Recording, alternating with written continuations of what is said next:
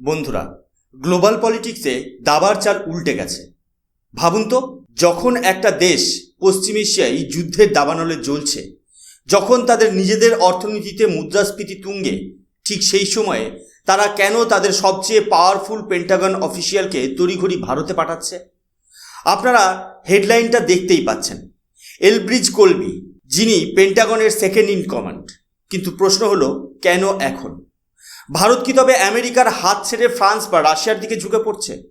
নাকি Donald Trump প্রশাসন বুঝতে পেরেছে যে ভারতকে ছাড়া এশিয়ার ভূ রাজনীতিতে তাদের কোনো অস্তিত্ব নেই? আমি সুশোভন। আজকের এই এপিসোডে আমরা এই হাই স্টেকস ডিপ্লোম্যাটিক ড্রামার পর্দাফাশ করব। আপনারা দেখছেন অদ্ভুত অথচ বাস্তব। আলোচনার গভীরে যাওয়ার আগে আমাদের বুঝতে হবে এই এলব্রিজ কোলবি মানুষটি আসলে কে এবং কেন তার ভারত সফর নিয়ে এত শোরগোল। মার্কিন প্রতিরক্ষা মন্ত্রক বা পেন্টাগনের প্রতিরক্ষা সচিবের ঠিক পরেই তার স্থান। ভারতের প্রশাসনিক কাঠামোর সঙ্গে তুলনা করলে আমাদের দেশে যেমন ক্যাবিনেট মন্ত্রীর পরেই প্রতিমন্ত্রীর গুরুত্ব থাকে, কোলবি ঠিক তেমনই একটি শক্তিশালী অবস্থানে আছে। তবে কোলবি কেবল একজন আমলা নন, তিনি হলেন মার্কিন গ্র্যান্ড স্ট্র্যাটেজির অন্যতম রূপকার। তিনি তার হার্ডলাইন বা কট্টরপন্থী নীতির জন্য পরিচিত, যিনি মনে করেন চীনের ক্রমবর্ধমান শক্তিকে রুখতে ভারতের চেয়ে বড় বন্ধু আমেরিকার আর কেউ নেই। এই নিউজ আর্টিকেলের হেডলাইনটি ভালো করে লক্ষ্য করুন। এখানে পরিষ্কার বলা হয়েছে, আমেরিকার মূল উদ্দেশ্য হলো ভারতের সঙ্গে থমকে থাকা ডিফেন্স অ্যালায়েন্স বা প্রতিরক্ষা জোটকে পুনরায় অক্সিজেন দেওয়া। কিন্তু বন্ধুরা, একবার গ্লোবাল ম্যাপের দিকে তাকিয়ে এই সফরের টাইমিংটা দেখুন। আমেরিকা বর্তমানে পশ্চিম এশিয়ায় আক্ষরিক অর্থে এক ভয়াবহ গোলকধাঁধায় ফেসে আছে। একদিকে ইসরায়েল ইরান ছায়াযুদ্ধ এখন সরাসরি সংঘাতের দোরগোড়ায় দাঁড়িয়ে, লোহিত সাগরে হুতি বিদ্রোহীদের ড্রোন হামলা মার্কিন সাপ্লাই চেনকে তছনছ করে দিচ্ছে। ইউক্রেন যুদ্ধে আগে থেকেই তারা বিলিয়ন বিলিয়ন ডলার খরচ করে ক্লান্ত। ভাবুন তো, যে দেশের নিজেদের ঘর জ্বলছে, যাদের ভাণ্ডার প্রায় শূন্য হওয়ার পথে, তারা কেন এই সংকটের মুহূর্তেও তাদের সেরা স্ট্র্যাটেজিস্টকে দিল্লিতে পাঠাচ্ছে? এটা কি কেবল দুই দেশের পুরনো বন্ধুত্ব ঝালিয়ে নেওয়া, নাকি এর পেছনে লুকিয়ে আছে কোনো চরম অসহায়তা? আসলে আমেরিকা বুঝতে পেরেছে মধ্যপ্রাচ্যে তাদের প্রভাব খর্ব হলেও ইন্দো প্যাসিফিক অঞ্চলে ভারতের সাহায্য ছাড়া তারা চীনের মোকাবেলা করতে পারবে না। আর সেই কারণেই হাজারো অভ্যন্তরীণ ও বৈদেশিক ঝামেলা থাকা সত্ত্বেও কোলবির মাধ্যমে ভারত আমেরিকা ডিফেন্স টাইজ নতুন করে জোড়া দেওয়ার এই মরিয়া চেষ্টা। এই সংঘাতের শিকড় বুঝতে আমাদের একটু অতীতে ফিরে যেতে হবে, যখন ভারত আমেরিকা সম্পর্কের এক নতুন গোল্ডেন এরা শুরু হলো। 2023 সালে প্রধানমন্ত্রী নরেন্দ্র মোদী যখন আমেরিকা সফরে গিয়েছিলেন, তখন হোয়াইট হাউসের লাল কার্পেট থেকে শুরু করে মার্কিন কংগ্রেসের হাততালি সব দেখে মনে হয়েছিল দুই দেশ যেন সত্যিই হরিহর আত্মা। ঠিক সেই সময়ে লঞ্চ হয়েছিল ICET, যার মূল লক্ষ্য ছিল কৃত্রিম বুদ্ধিমত্তা থেকে শুরু করে মহাকাশ গবেষণায় যৌথভাবে কাজ করা।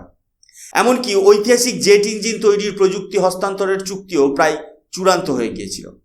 কিন্তু বন্ধুরা, 2024-25 সালে ডোনাল্ড ট্রাম্প প্রশাসনে ফেরার পরেই সেই ড্রিম প্রজেক্টের ওপর কালো মেঘ জমতে শুরু করে। ট্রাম্প প্রশাসন ক্ষমতায় এসেই তাদের আমেরিকা ফার্স্ট পলিসিকে আবার সামনে নিয়ে আসে। গত বছর আগস্টে ডোনাল্ড ট্রাম্প ভারতের ওপর সরাসরি 25% প্লাস 25% অর্থাৎ 50% এক্সক্লুসিভ ট্যারিফ চাপিয়ে দেন। আমেরিকার অভিযোগ ছিল ভারত তাদের উপর বেশি ট্যাক্স চাপায়। এই ট্যারিফ যুদ্ধ দুই দেশের বাণিজ্যিক আস্থার ভিত নড়িয়ে দেয়। ভারতের কাছে সবচেয়ে বড় ধাক্কা ছিল জেট ইঞ্জিনের চুক্তি। জেনারেল ইলেকট্রিক প্রথমে রাজি হয়েছিল যে তারা ভারতকে 80% প্রযুক্তি বা ট্রান্সফার অফ টেকনোলজি দেবে, কিন্তু পরে আমেরিকা সুর বদলে ফেলে। তারা দাবি করে এই প্রযুক্তি পেতে হলে ভারতকে আরও কয়েক বিলিয়ন ডলার বেশি দিতে হবে। এই ব্যাকট্র্যাক বা প্রতিশ্রুতি ভঙ্গ করাটা ভারত কোনোভাবেই মেনে নিতে পারেনি। ভারত সবসময়ই তার বৈদেশিক নীতিতে স্বাধীন থাকতে চায়। আমরা রাশিয়ার কাছ থেকে তেল কিনবো কিনা কিংবা S-400 মিসাইল সিস্টেম কিনবো কিনা সেটা আমাদের নিজস্ব সিদ্ধান্ত। কিন্তু আমেরিকা সবসময়ই ভারতকে তাদের একটি জুনিয়র পার্টনার বা ন্যাটো স্টাইল অ্যালাই হিসেবে দেখতে চায়, যেখানে রিমোট কন্ট্রোল থাকবে ওয়াশিংটনের হাতে। ভারতের এই স্বায়ত্তশাসন বা স্ট্র্যাটেজিক অটোনমি আমেরিকা সহজে হজম করতে পারছে না, আর এটাই হলো বর্তমান দূরত্বের আসল কারণ। বন্ধুরা, এবার আসি আসল টুইস্টে, যেখানে ভারত ওয়াশিংটনকে সোজাসুজি চ্যালেঞ্জ ছুড়ে দিয়েছে। গত 16ই মার্চ ভারতের কমার্স সেক্রেটারি রাজেশ আগরওয়াল একটি অত্যন্ত সাহসী এবং কড়া বয়ান দিয়েছেন, যা আন্তর্জাতিক মহলে রীতিমতো শোরগোল ফেলে দিয়েছে। আপনারা যদি এই হেডলাইনটি মন দিয়ে পড়েন তবে দেখবেন ভারত এবার কতটা আক্রমণাত্মক। ভারত স্পষ্ট জানিয়ে দিয়েছে, যতক্ষণ না ওয়াশিংটন তাদের গ্লোবাল ট্যারিফ স্ট্রাকচার বা ট্যারিফ কাঠামো নিয়ে ধোঁয়াশা দূর করছে, ততক্ষণ ভারত কোনো প্রকার বাণিজ্যিক চুক্তিতে সই করবে না। আসলে ডোনাল্ড ট্রাম্পের ট্যারিফ নীতি নিয়ে আমেরিকার ভেতরেই এখন চরম বিশৃঙ্খলা রয়েছে। একদিকে মার্কিন সুপ্রিম কোর্ট কিছু ট্যারিফকে অবৈধ বলছে, অন্যদিকে ট্রাম্প প্রশাসন নতুন নতুন কর চাপানোর হুমকি দিচ্ছে।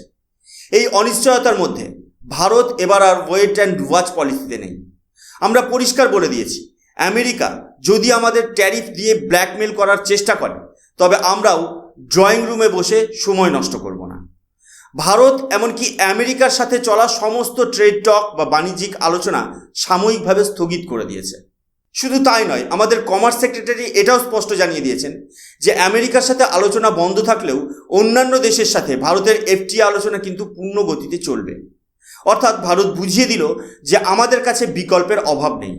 এটাই হলো নিউ ইন্ডিয়ার দাপট, যেখানে আমরা অন্যের শর্তে নয় বরং নিজেদের শর্তে বিশ্বমঞ্চে কথা বলি। ডিফেন্স সেক্টরে বর্তমানে আমেরিকার সবচেয়ে বড় মাথা ব্যথার কারণ হলো GE-414F জেট ইঞ্জিন। আমাদের দেশীয় প্রযুক্তিতে তৈরি পঞ্চম প্রজন্মের ফাইটার জেট AMCA বা AMCA এবং তেজস MK2 এর হার্ট বা প্রাণভোমরা হওয়ার কথা ছিল এই ইঞ্জিনটির। কয়েক বছর ধরে চলা আলোচনার পর মনে হয়েছিল এই ডিলটি কার্যত নিশ্চিত। আপনারা যদি এই নিউজ আর্টিকেলের হেডলাইনটি দেখেন তবে দেখবেন এখানে মার্চ 2026-এর মধ্যে ডিলটি ফাইনাল করার কথা বলা হয়েছে। কিন্তু বন্ধুরা, পর্দার পেছনের আসল খবরটা সম্পূর্ণ আলাদা। আমেরিকা তার পুরনো স্বভাব অনুযায়ী শেষ মুহূর্তে এসে গেম চেঞ্জ করতে শুরু করে। তারা কেবল এই ইঞ্জিনের দাম আকাশ ছোঁয়া বাড়িয়ে দেয়নি, বরং যে 80% প্রযুক্তি হস্তান্তরের প্রতিশ্রুতি দিয়েছিল সেখান থেকেও পিছু হটতে শুরু করে। আমেরিকার এই গড়িমসি আর পলিটিক্যাল কন্ডিশনালিটি ভারতের ধৈর্যের বাঁধ ভেঙে দেয়। ফলাফল কি হলো? ভারত এবার আর ওয়াশিংটনের মান ভাঙানোর অপেক্ষায় বসে থাকলো না। আমরা অত্যন্ত সাহসিকতার সাথে আমেরিকার জেনারেল ইলেকট্রিক্স এবং ব্রিটেনের রোলস রয়েসকে সরিয়ে ফ্রান্সের স্যাফরানের সঙ্গে হাত মেলালাম।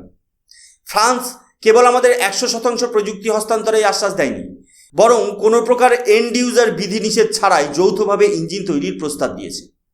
কয়েক বিলিয়ন ডলারের এই মেগা ডিল আমেরিকার হাত থেকে ফসকে যাওয়াটা পেন্টাগনের জন্য এক স্ট্র্যাটেজিক সেটব্যাক। এলব্রিজ কোলবি এখন তড়িঘড়ি ভারতে আসছেন এই বিশাল আর্থিক এবং কূটনৈতিক ক্ষতি সামাল দিতে।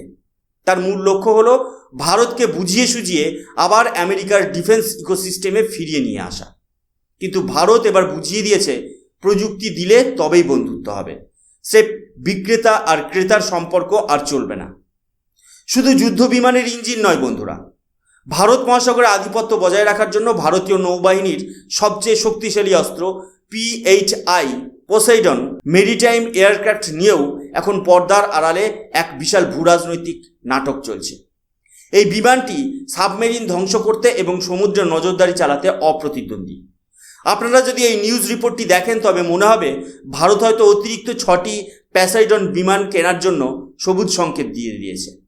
কিন্তু এই খবরের ভেতরেও একটা বড় শর্ত লুকিয়ে আছে।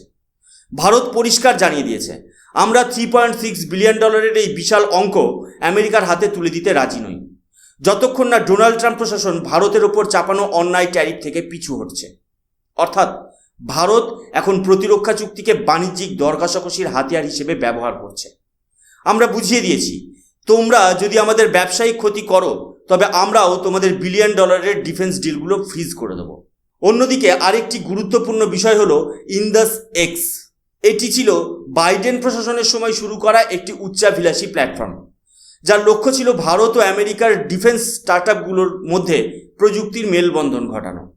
কিন্তু ট্রাম্প ক্ষমতায় আসার পর থেকে এই তথাকথিত ইনোভেশন ব্রিজ কার্যত আইসিইউতে পড়ে আছে। গত 1.5 বছরে এর কোনো উল্লেখযোগ্য মিটিং বা প্রোগ্রেস দেখা যায়নি। এলব্রিজ কোলবি এখন ভারতে আসছেন এই মৃতপ্রায় প্ল্যাটফর্মটিকে পুনরায় জীবিত করতে। তাঁর লক্ষ্য হলো ভারতকে আবার আমেরিকার টেকনোলজিক্যাল ইকোসিস্টেমে বেঁধে ফেলা। কিন্তু এখানে একটা বড় প্রশ্ন থেকে যায়, যে দেশ সামান্য বাণিজ্যিক স্বার্থের জন্য বারবার নিজেদের প্রতিশ্রুতি থেকে সরে আসে, ভারত কি এখন আর সেই আমেরিকার উপর আগের মতো চোখ বন্ধ করে ভরসা করতে পারে? বন্ধুরা, বন্ধুত্বে ফাটল ধরলে তা জোড়া লাগানো যায়, কিন্তু আস্থায় ফাটল ধরলে তা মেটানো খুব মুশকিল। বন্ধুরা, গ্লোবাল জিওপলিটিক্সের এই দাবার বোর্ডে ভারতের অবস্থান এখন একদম ড্রাইভার সিটে। এক সময় ছিল যখন ভারতকে উন্নত প্রযুক্তির জন্য আমেরিকার দোরগোড়ায় চাতক পাখির মতো বসে থাকতে হতো, কিন্তু 2025-এর ভারত সম্পূর্ণ আলাদা। আমাদের হাতে এখন শুধু আমেরিকা নয়, বরং ফ্রান্সের স্যাফরন, রাশিয়ার সুখোই এবং ইসরায়েলের অত্যাধুনিক মিসাইল টেকনোলজির মতো একাধিক শক্তিশালী বিকল্প বা অল্টারনেটিভ মজুত আছে। এলভিস কলবি যখন দিল্লিতে পা রাখবেন, তখন ভারত তাকে খুব স্পষ্ট এবং কড়া একটি বার্তা দেবেন, আর তা হলো আমাদের এই পার্টনারশিপ হবে সম্পূর্ণ সমানে সমানে বা ইকুয়ালি ভিত্তিতে। আমেরিকা যদি মনে করে তারা ভারতকে তাদের ইউরোপীয় বন্ধুদের মতো বা ন্যাটোর স্টাইলে জুনিয়র পার্টনার বানিয়ে রাখবে এবং পর্দার আড়ালে থেকে দাদাগিরি করবে, তবে তারা হিমালয় সমান ভুল করছে। ভারত এখন আর কেবল অস্ত্র কেনার বাজারে সীমাবদ্ধ নেই। আমাদের মন্ত্র এখন খুব পরিষ্কার, মেক ইন ইন্ডিয়া। আমরা চাই প্রযুক্তির মালিকানা, আমরা চাই জয়েন্ট প্রোডাকশন। আমেরিকা যদি মনে করে তাদের পুরনো স্টকের অস্ত্র আমাদের গছিয়ে দিয়ে কয়েক বিলিয়ন ডলার পকেটে ভরবে, তবে সেই দিন শেষ হয়ে গেছে। ভারত কলবিকে বুঝিয়ে দেবে যে যদি আমেরিকা আমাদের সাথে সত্যিকারের স্ট্র্যাটেজিক পার্টনারশিপ চায়, তবে তাদের প্রযুক্তির চাবিকাঠি ভারতের হাতে তুলে দিতেই হবে। কারণ ভারত জানে এই বহুমুখী সংকটের সময়ে আমেরিকা আমাদের কতটা প্রয়োজন, আমাদের হয়তো তাদের ততটা নেই। এটাই হলো বদলে যাওয়া ভারতের আত্মবিশ্বাস। সুতরাং বন্ধুরা, এলভিস কলবির এই ভারত সফর কোনো সৌজন্যমূলক সফর নয়, এটা হলো আমেরিকার হারানো জমি পুনরুদ্ধারের একটা মরিয়া চেষ্টা। ভারত তার শর্তে অনড়, হয় টেকনোলজি ট্রান্সফার করো, নয়তো অন্য রাস্তা দেখো। আপনার কি মনে হয়, ভারত কি আমেরিকার চাপের মুখে নতি স্বীকার করবে, নাকি আমরা আমাদের নিজস্ব ডিফেন্স ইন্ডাস্ট্রি গড়ে তুলে বিশ্বকে তাক লাগিয়ে দেবো? কমেন্ট সেকশন আপনাদের জন্য সবসময় খোলা। ভিডিওটি ভালো লাগলে লাইক করুন এবং শেয়ার করুন, যাতে সবাই এই জিওপলিটিক্যাল শিফট সম্বন্ধে জানতে পারে। আর এমন আরও ইনফরমেটিভ ভিডিও পেতে সাবস্ক্রাইব করুন অদ্ভুত অথচ বাস্তব। আমি সুশোভন, দেখা হচ্ছে পরের ভিডিওতে। জয় হিন্দ, বন্দে মাতরম, ভারত মাতা কি জয়।